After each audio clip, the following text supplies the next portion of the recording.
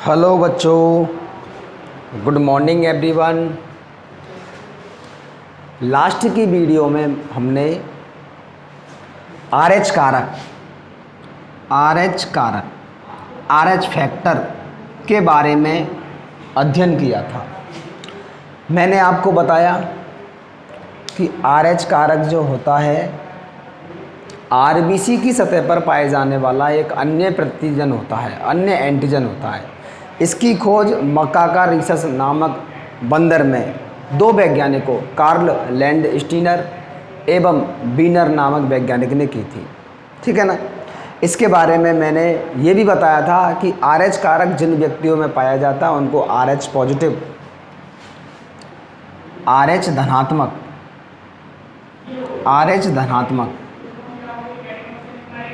व्यक्ति भी कहते हैं, जिनमें आरएच कारक आरबीसी की सतह पर पाया जाता है। ये है आरएच कारक। इनको क्या कहेंगे बच्चों? आरएच धनात्मक। और ऐसे व्यक्ति जिनमें आरएच कारक आरबीसी की सतह पर नहीं पाया जाता है उनको कहेंगे आरएच ऋणात्मक। ऋणात्मक मतलब अनुपस्थित एक तरह से। आरएच ऋणात्मक। देखो यहाँ आरबीसी है, आरबीसी की सतह पर कोई आरएच कारक नहीं है। यहाँ पर तो है बच्चों आरएच कारक, ये रहा, लेकिन यहाँ पर आरएच कारक नहीं है, इसलिए इनको क्या कहेंगे? आरएच ऋणात्मक व्यक्ति कहेंगे। आगे आरएच कारक के महत्व के बारे में अध्ययन करते हैं। आरएच कारक के महत्व। नाउ हेडिंग डालें आरएच कारक के महत्व। आज की वीडियो में आरएच कारक के महत्व के बारे में अध्ययन करेंगे। बहुत इम्पोर्टेंट है बच्चों, समझना आपको ही पड़ेगा। आरएच कारक के महत्व देखो कैसे। यदि कोई आरएच धनात्मक व्यक्ति है, आरएच धनात्मक व्यक्ति का मतलब है इसकी आरबीसी की सतह पर आरएच कारक उपस्थित होंगे। आरएच कारक इसकी सतह पर आरबीसी की सतह पर उपस्थित होंगे। ऐसे ही एक व्यक्ति है जो आरएच ऋणात्मक है। आरएच ऋणात्मक व्यक्ति का मतलब है इसकी आरबीसी की सतह पर आरएच कारक उपस्थित नहीं होंगे। आगे, यदि आरएच धनात्मक व्यक्ति का रक्त आरएच ऋणात्मक व्यक्ति में स्थानांतरित कर दिया जाए तो क्या होगा, देखते हैं। ये आरएच ऋणात्मक व्यक्ति था और एक ये आरएच धनात्मक व्यक्ति है। यदि इसका जो रुधिर है इस व्यक्ति में ट्रांसफ़र कर दिया जाए, रक्त इसका आरएच ऋणात्मक व्यक्ति में ट्रांसफ़र कर दिया जाए तो क्या होगा बच्चों? रक्त में आरबीसी होती हैं, ये आरबीसी आरएच कारक युक्त आरबीसी यहाँ पर पहुँच जाएंगी। तो यहाँ पर आरएच कारक युक्त आरबीसी पहुँच गई, यहाँ पर इस व्यक्ति के रुधिर में पहुँच गई। तो ये जो आरएच कारक है इस व्यक्ति में तो था नहीं, लेकिन अब आ गया। तो ये एक तरह से प्रतिजन का कार्य करेगा। किसका कार्य करेगा? प्रतिजन। इस व्यक्ति के लिए प्रतिजन का कार्य करेगा, क्योंकि इस व्यक्ति में तो था ही नहीं आरएच कारक, लेकिन अब आ गया। तो ये प्रतिजन या एक तरह से रोगाणु की तरह व्यवहार करेगा। अब इस आरएच कारक को देखकर इस व्यक्ति के शरीर में आरएच प्रतिरक्षी स्रावित हो जाएंगी। आरएच प्रतिरक्षी, आरएच प्रतिजन है, प्रतिजन के खिलाफ क्या स्रावित होती हैं? प्रतिरक्षी स्रावित होती हैं। या इनको आईजीजी प्रतिरक्षी भी कह सकते हैं। आरएच प्रतिरक्षी या आईजीजी प्रतिरक्षी भी इनको कह सकते हैं। ये स्रावित हो जाएंगी तो क्या होगा? ये प्रतिरक्षी क्या है? इस प्रतिजन पर जो आरएच कारक है, एक तरह से प्रतिजन है इस व्यक्ति के लिए, इस पर अटैक करके और रुधिर का थक्का जमा देंगी। रुधिर का क्या जमा देंगी बच्चों? रुधिर का समूहन हो जाएगा। रुधिर का क्या हो जाएगा? समूहन हो जाएगा। रुधिर का थक्का बढ़ जाएगा। रुधिर का क्या बन जाएगा? समूहन बन जाएगा या फिर थक्का बन जाएगा। अब क्या होगा? इससे बच्चों आरबीसी नष्ट हो जाएंगी। आरबीसी ये क्या है? नष्ट हो जाएंगी। ये आरबीसी, आरबीसी नष्ट होने से क्या होगा कि आरबीसी की संख्या कम पड़ जाएगी। आरबीसी की संख्या कम पड़ने से शरीर में बिलीरुबिन एक पदार्थ होता है बच्चों, जो कि हानिकारक होता है। आरबीसी की संख्या कम होने पर शरीर में बिलीरुबिन नामक हानिकारक पदार्थ की मात्रा क्या बढ़ जाएगी। इस पदार्थ की मात्रा बढ़ने पर क्या होता है, पीलिया यकृत जैसे अंग क्या विफल हो जाते हैं और व्यक्ति की मृत्यु तक हो सकती है। बात समझ में आई कि नहीं आई। आरएच कारक युक्त व्यक्ति या आरएच धनात्मक युक्त व्यक्ति का रुधिर आरएच ऋणात्मक व्यक्ति में स्थानांतरित किया है। आरएच ऋणात्मक व्यक्ति में तो आरएच कारक है ही नहीं, देखो आरबीसी की सतह पर, लेकिन इसकी आरबीसी की सतह पर है। इसका रक्त इसमें प्रवेश करेगा, स्थानांतरित करेंगे तो क्या होगा, इसकी आरबीसी इसमें पहुंच जाएंगे, मतलब आरएच कारक भी पहुंच जाएगा। लेकिन इस व्यक्ति के लिए तो आरएच कारक प्रतिजन के रूप में कार्य करेगा। तो ये वाली प्रक्रिया हो जाएगी, ठीक है ना। ये पहला महत्व है बच्चों, इसके बारे में लिखें आप सभी लोग। लिखें, यदि आरएच धनात्मक, यदि आरएच धनात्मक, आरएच पॉजिटिव व्यक्ति का रक्त आरएच नेगेटिव, आरएच ऋणात्मक व्यक्ति में स्थानांतरित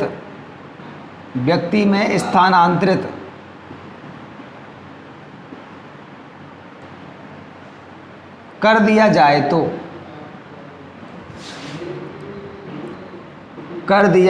तो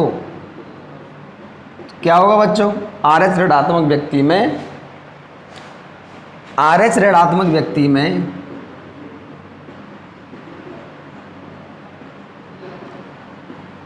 आरएच कारकों के विरुद्ध मीन्स खिलाफ आरएच प्रतिरक्षियों या इनको कहते हैं आईजीजी प्रतिरक्षियों का निर्माण होता है, का निर्माण हो जाता है, का निर्माण हो जाता है। आगे लिखें, आईजी प्रतिरक्षी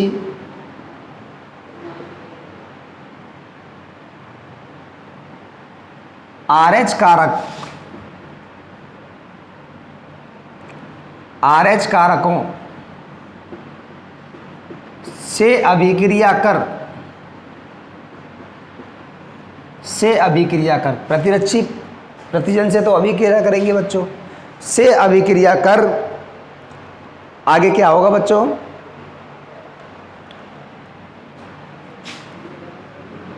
रुधिर समूहन, रुधिर जम जाएगा, रुधिर समूहन विधि द्वारा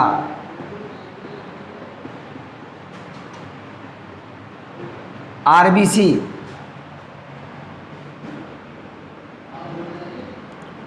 नष्ट हो जाती हैं,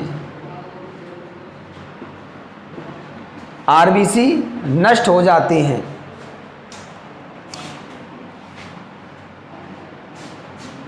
आरबीसी की संख्या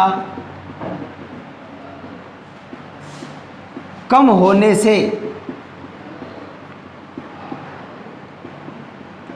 शरीर में, आरबीसी की संख्या कम होने से शरीर में बिलीरुबिन नामक हानिकारक पदार्थ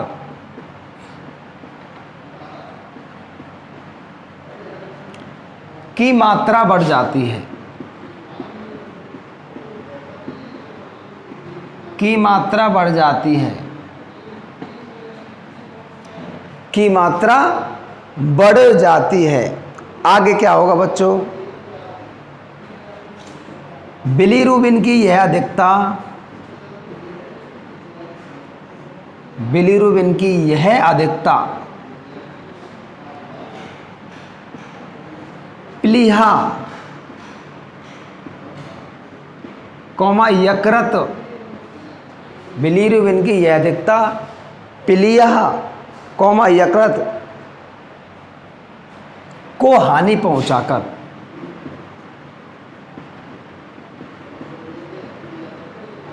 को हानि पहुंचाकर वृक्क को विफल कर देती है।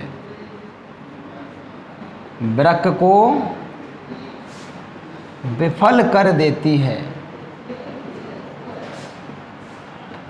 ये वाली समस्या आएंगी बच्चों। वृक्क को विफल कर देती है जिससे व्यक्ति की मृत्यु तक हो जाती है। जिससे व्यक्ति की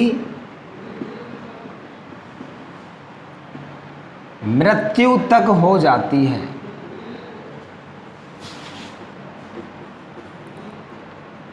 जिससे व्यक्ति की मृत्यु तक हो जाती है।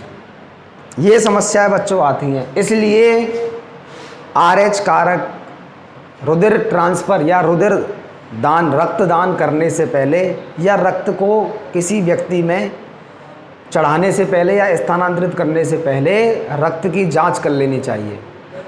जिस रक्त है और जो रक्त जिस व्यक्ति को दिया जा रहा है, जिस व्यक्ति में स्थानांतरित किया जा रहा है, दोनों के RH कारकों की मिलान करना चाहिए और रक्त समूहों का भी मिलान करना चाहिए। इसके बारे में और पढ़ेंगे, लेकिन RH कारकों का मिलान बहुत ज़रूरी है बच्चों।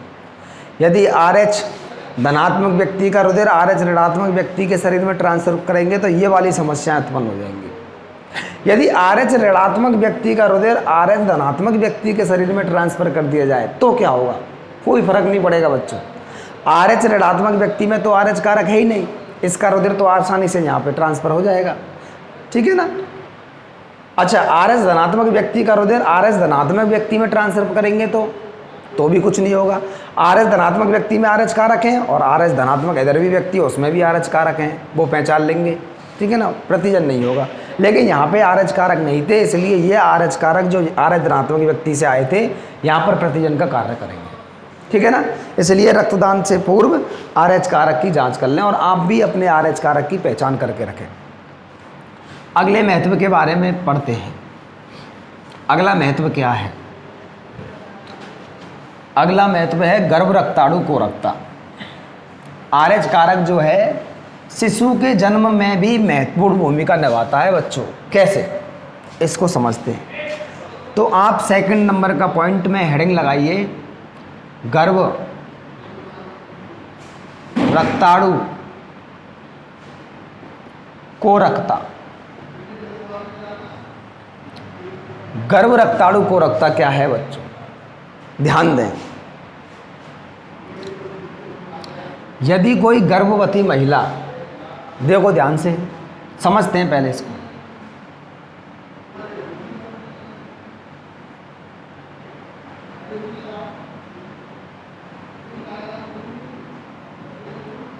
यदि कोई गर्भवती महिला समझे बच्चों ध्यान से, ये कोई गर्भवती महिला है बच्चों, इसे कहते हैं गर्भाशय। यहाँ जहाँ पर गर्भ का विकास होता है गर्भाशय कहते हैं इसे बच्चों। अपनी भाषा में बच्चादानी भी कह देते हैं, जिसका आकार उल्टी नाशपाती के आकार का होता है। गर्भाशय में बच्चों गर्भ पलता है। क्या पलता है गर्भाशय में बच्चों? गर्भ पलता है गर्भाशय में। गर्भाशय में गर्भ पलता है बच्चों। ये गर्भ पलता है गर्भाशय में। शिशु का विकास, गर्भस्थ शिशु का विकास इसी में होता है गर्भाशय में। अब ध्यान दीजिए, ये जो शिशु है ये भोजन कहाँ से प्राप्त करता है? जो महिला है, इस महिला की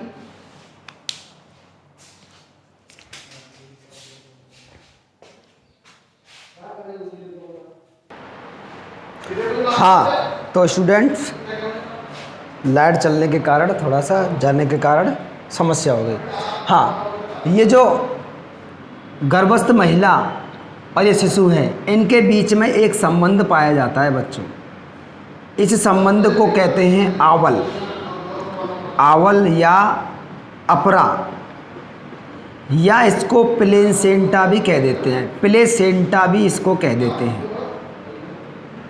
ये जो शिशु है इसी के माध्यम से आवल या अपरा के माध्यम से ही भोजन प्राप्त करता है महिला से, मतलब अपनी माँ से। इसी के द्वारा आवल या अपरा के द्वारा ही भोजन प्राप्त करता है। इस संबंध को अपरा कहते हैं। ठीक है ना बच्चों। आगे देखते हैं, यदि इस महिला का रक्त RH ऋणात्मक है। कैसा है बच्चों? RH ऋणात्मक मतलब महिला में RBC की सतह पर RH कारक नहीं पाए जा रहे, अनुपस्थित हैं। लेकिन इस गर्भस्थ शिशु का रक्त जो है RH धनात्मक है। मीन्स क्या हुआ? इस शिशु की RBC पर RH कारक उपस्थित हैं।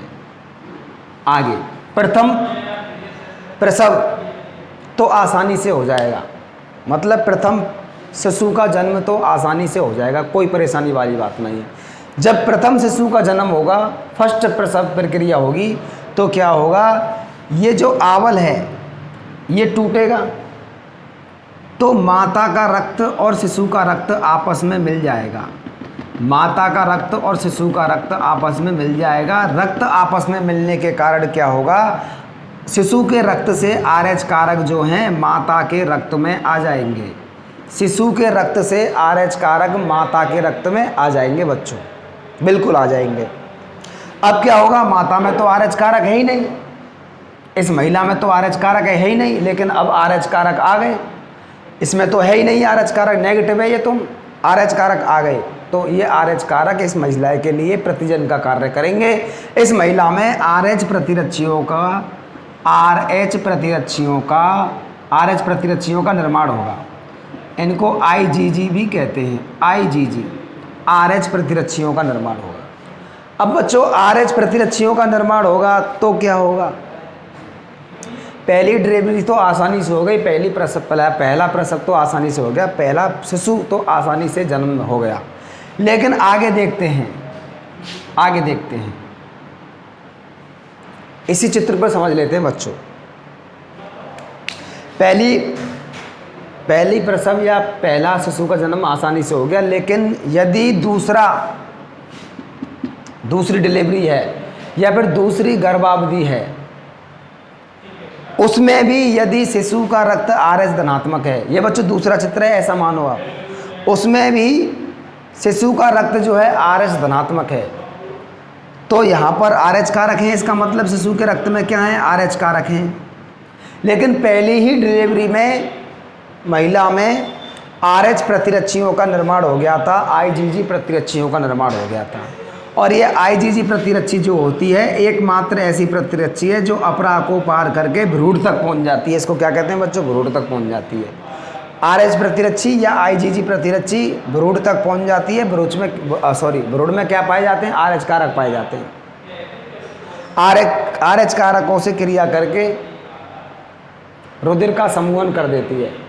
या तो बच्चे की मृत्यु गर्भाशय में ही हो जाती है, या फिर अगर शिशु जन्म भी ले लेता है, दूसरा शिशु अगर जन्म भी ले लेता है, तो वह हेपेटाइटिस रोग से ग्रसित होता है, या फिर अल्प या मंद बुद्धि वाला होता है।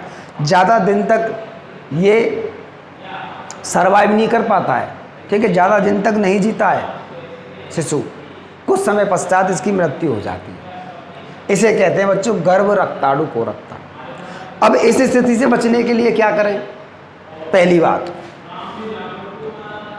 इस स्थिति से बचने के लिए क्या करें कि प्रथम डिलीवरी के 24 घंटे के अंतर्गत एक टीका लगाया जाता है बच्चों, जिसको कहते हैं anti-RHD या प्रति IgG। इसका टीका लगाया जाता है बच्चों, anti-RHD या प्रति IgG, इस प्रकार का टीका लगाया जाता है। इस टीके को कहते हैं रोहगम प्रतिरक्षी कहते हैं बच्चों। क्वेश्चन आ चुका है, रोहगम प्रतिरक्षी कहते हैं इस टीके को, ठीक है ना। प्रथम डिलीवरी के पश्चात अगर ये प्रतिरक्षी लगा दिए, रोहगम प्रतिरक्षी का टीका लगा दिया, तो ये जो IG प्रतिरक्षी बने हैं ये नष्ट हो जाएंगे, जिससे दूसरा जो शिशु होगा उसका रक्त धनात्मक होगा, तो कोई परेशानी नहीं आएगी, ठीक है ना बच्चों। अब इसके बारे में लिखते हैं एक और पॉइंट, दूसरी बात, और क्या करने चाहिए गर्भरक्ताणु कुरक्षा से बचने के लिए। शादी से पहले हस्बैंड और वाइफ के RH कारकों के बारे में जानकारी होनी चाहिए। मतलब ब्लड का टेस्ट होना चाहिए।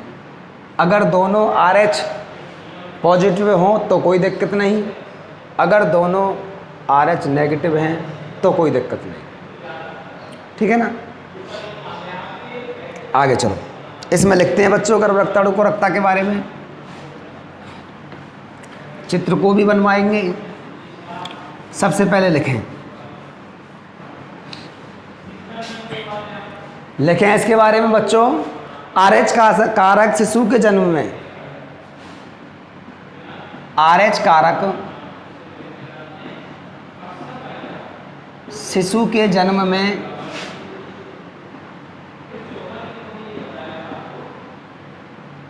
महत्वपूर्ण भूमिका निभाता है, महत्वपूर्ण भूमिका निभाता है, महत्वपूर्ण भूमिका निभाता है। जैसे जैसे गर्भावस्था के दौरान, जैसे गर्भावस्था के दौरान मां का रक्त RH ऋणात्मक, मां का रक्त RH ऋणात्मक तथा गर्भस्थ, गर्भस्थ मतलब जो गर्भ में पल रहा शिशु, तथा गर्भस्थ शिशु का रक्त RH धनात्मक, का रक्त RH धनात्मक हो तो बच्चों क्या होगा, प्रथम प्रसव तो आसानी से हो जाएगा, लेकिन क्या होगा, हो तो प्रथम प्रसव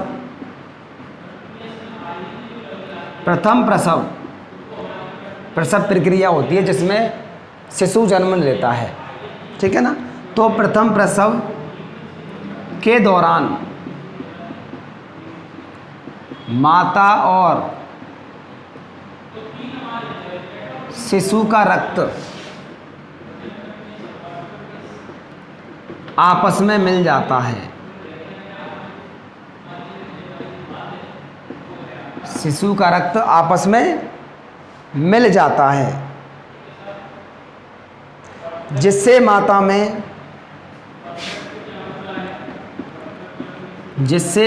में RH कारक पहुंच जाते हैं, जिससे माता में RH कारक पहुंच जाते हैं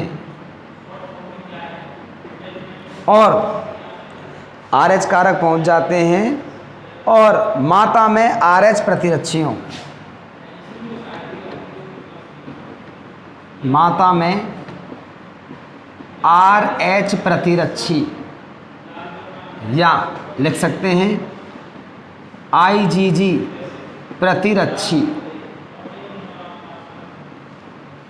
यूँ कर लो, प्रतिरक्षियों का निर्माण हो जाता है, का निर्माण हो जाता है, का निर्माण हो जाता है। आगे, प्रथम शिशु का जन्म तो, प्रथम शिशु का जन्म तो सामान्य रूप से हो जाता है, सामान्य रूप से हो जाता है, लेकिन बच्चों क्या होता है, लेकिन द्वितीय गर्भावस्था में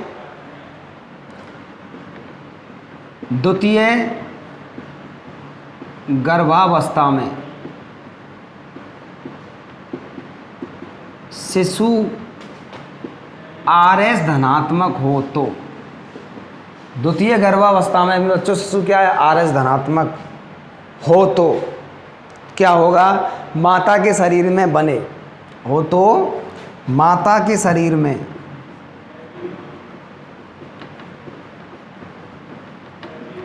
बने आरएच प्रतिरक्षी या आईजीजी प्रतिरक्षी या आईजीजी प्रतिरक्षी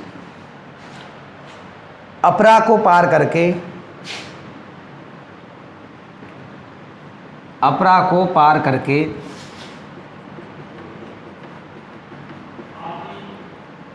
भ्रूण गर्भावस्था में जो शिशु होता है ना बच्चों, उसको कहते हैं भ्रूण, भ्रूण तक पहुंच जाते हैं।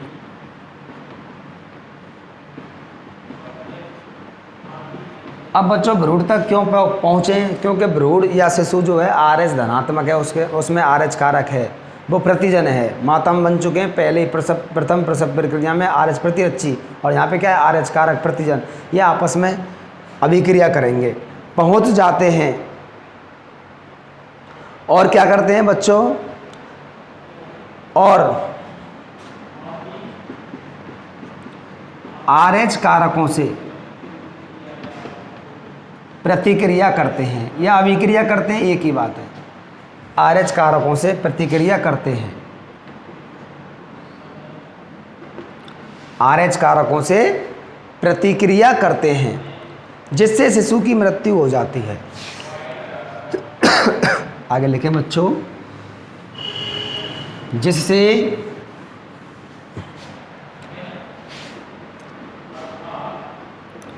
शिशु की मृत्यु हो जाती है।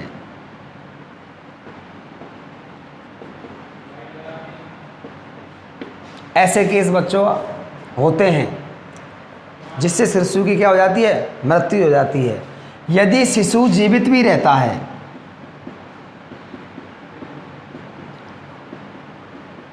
यदि शिशु जीवित भी रहता है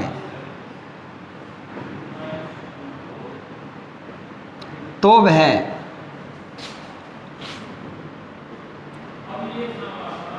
अल्प या मंद बुद्धि, अल्प या मंद बुद्धि या हेपेटाइटिस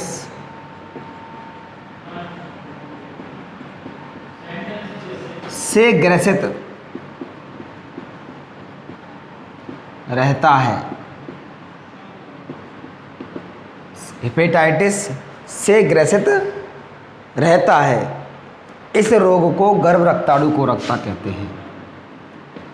इस रोग को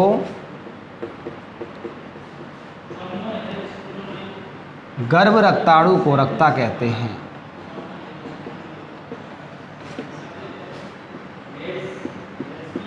गर्भ रक्ताणु कोरकता कहते हैं। अब बच्चों ये वाली समस्याएं उत्पन्न होती हैं, ठीक है ना, ग्रामीण इलाकों में ज़्यादा उत्पन्न होती है। क्यों? वो आरएच कारकों वगैरह इनके बारे में कम ज्ञान रखते हैं। लेकिन फिर भी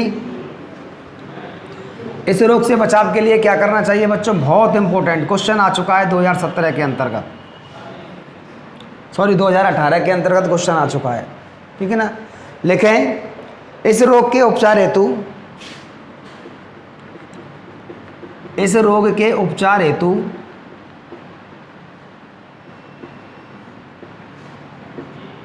इस रोग के उपचार हेतु प्रथम प्रसव के 24 घंटे के भीतर 24 घंटे के भीतर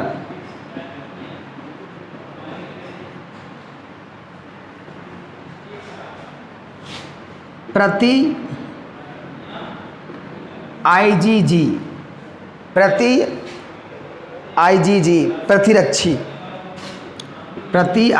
प्रतिरक्षी या इसको कहते हैं एंटी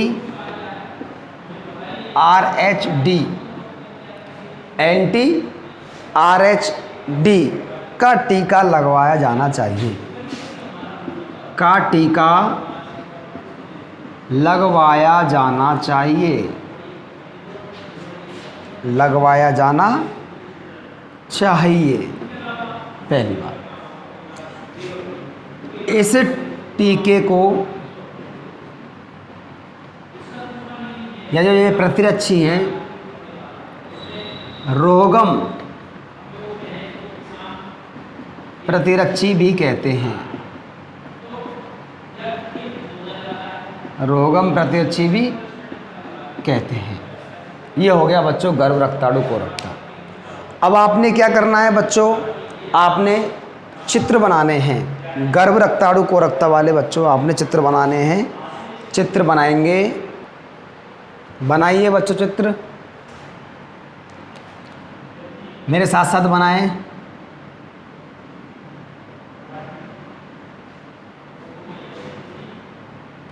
इस तरह से सिर का निर्माण करना है और इस तरह से एक गर्भवती महिला स्वरूप आपको बनाना है। इस तरह से बच्चों, इस तरह से एक गर्भवती महिला स्वरूप आपको बना देना है। आगे आगे देखते हैं बच्चों, ये है गर्भाशय, गर्भाशय जिसे बच्चादानी भी हमने कहा था। इसमें बच्चों शिशु का परिवर्तन या फिर विकास होता है बच्चों। ये कोई शिशु है, इसका परिवर्तन या विकास होता है बच्चों, इस शिशु का। इसमें यहाँ बच्चों एक संरचना बनती है जिसके माध्यम से शिशु पोषण करता है। इसको आवल या फिर अपरा या फिर इसको क्या कहते हैं बच्चों, प्लेसेंटा कह सकते हैं, प्लेसेंटा। आगे प्रथम प्रसव प्रक्रिया होगी तो क्या होगा, प्रथम प्रसव प्रक्रिया, प्रथम प्रसव के दौरान क्या होगा बच्चों, RH प्रतिरक्षी, ये यहाँ से संबंध टूटेगा और माता का रक्त और शिशु का रक्त आपस में मिल जाएगा। यहाँ पर बच्चों RH कारक आ जाएंगे। क्या आ जाएंगे बच्चों, RH कारक, क्योंकि ये RH धनात्मक है। यहाँ पर लिख लेंगे RH धनात्मक, यहाँ पर लिख लेंगे बच्चों क्या, ये क्या है, RH धनात्मक है। RH कारक ये रहे बच्चों, RH कारक, यहाँ से RH कारक आ गए। अब इन RH कारकों के प्रति RH प्रतिरक्षियों का निर्माण होगा, RH प्रतिरक्षियों का निर्माण होगा। इनको क्या कह सकते हैं अपन, IgG भी कह सकते हैं, RH प्रतिरक्षियों का। ये वाली महिला जो है ये RH ऋणात्मक है। ये बच्चों ये रहे RH प्रतिरक्षी, ये बच्चों RH प्रतिरक्षी है, ठीक है ना। ये बच्चों RH प्रतिरक्षी हैं ये वाले। अनेक RH प्रतिरक्षियों का या IgG का निर्माण होता है। ये RH प्रतिरक्षी। प्रथम प्रसव प्रक्रिया तो आसानी से हो गई, लेकिन RH प्रतिरक्षियों का निर्माण हो गया। अब देखो दूसरी गर्भावस्था में क्या होगा। यहाँ ऐसे ऐसे करके आप चित्र को बनाकर और एक गर्भवती महिला का स्वरूप दे दीजिए।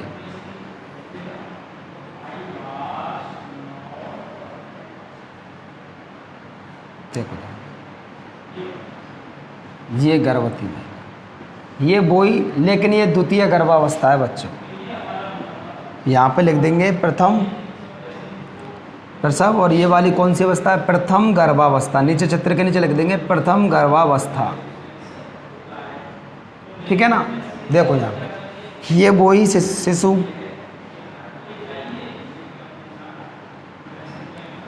ये बोई अपरा या आवल। शिशु कैसा है बच्चों, RH धनात्मक है, और ये महिला कैसी है, RH ऋणात्मक है। ये बच्चों यही महिला है, इसमें RH प्रतिरक्षियों का निर्माण पहले हो चुका है प्रथम प्रसव प्रक्रिया में। ये बच्चों RH प्रतिरक्षी है।